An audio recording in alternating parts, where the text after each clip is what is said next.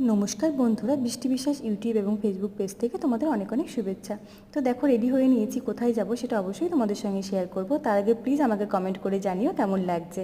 আমি আমার দলবলগুলোকে নিয়ে বেরিয়ে পড়েছি। আজকে ছিল সানডে, তারপর ছিল জামাই ষষ্ঠী।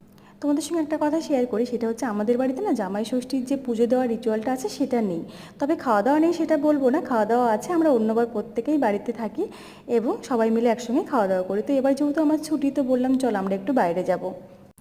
দেখো, আমরা সবাই বেশ মজা করতে করতেই যাচ্ছি। এটা NH-12, যেটা রানাঘাট থেকে কৃষ্ণনগরের দিকে। এরপর আমরা পৌঁছে গেছিলাম কৃষ্ণনগর জুডিও।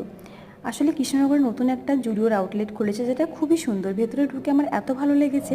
এখানকার কালেকশন দেখে কি বলবো তোমাদেরকে। এখানকার জিন্স টপ বা যে কুর্তিগুলো আছে খুবই সুন্দর। এখানকার স্লিপারগুলো আমার খুব ভালো লাগে, আমি আগেই ইউজ করেছি। দেখো, তোমাদেরকে দেখাবো সেগুলো। কত সুন্দর দেখো, অনেক কালেকশন আছে এখানে। এটাই আমার একটা ভালো লাগলো যে প্রচুর কালেকশন আছে এখানে। এরপর আমরা চলে গেছিলাম একটু ওপরে ছেলেদের কালেকশন দেখতে। তো সেখান থেকে দেখে কিছু জিনিসপত্র নিয়ে আমরা বিলিং করে যাব কোথায় বলো তো। তোমাদের সবাইকে পরিচয় করিয়ে দেবো আজকে অনন্যার সাথে।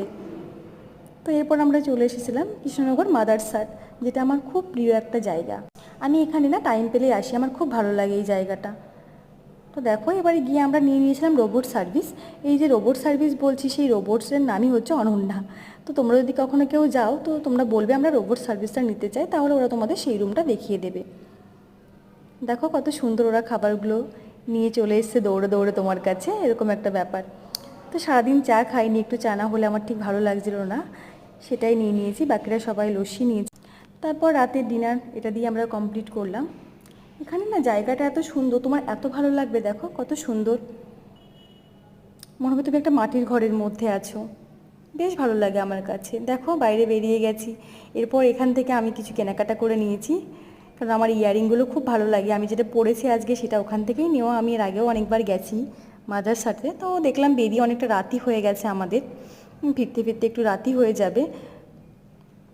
তো আমার ভিডিও যদি তোমাদের ভালো লাগে, অবশ্যই লাইক কমেন্ট শেয়ার করে এবং পারলে সাবস্ক্রাইব করে আমার পাশে থেকো। থ্যাংক ইউ সবাইকে।